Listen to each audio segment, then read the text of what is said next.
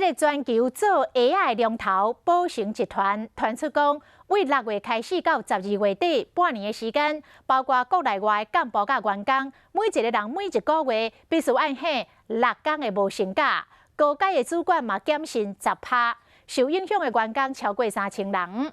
目前全国连下无薪假的人数，到4月16为止，已经有14000多人，创下着2011年以来的新高。全世界每5双运动鞋，就有1双来自宝成国际集团。全球这龙头宝成集团，其个大港的运动鞋市占率达到1/5，但受到疫情的冲击，集团全面缩减开支。传出对6月开始到12月底，包含国内外员工甲干部，每一个人每个月必须要休6天的无薪假，影响的人数超过3000人。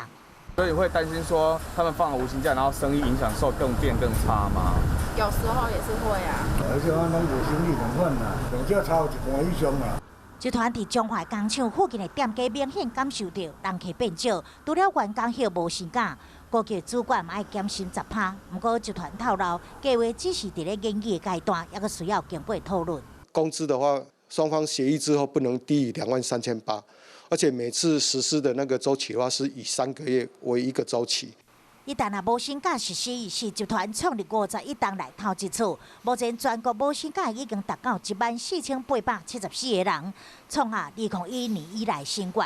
宝成职业真罕大，敢会伫业界引发骨牌效应，大家拢密切关注。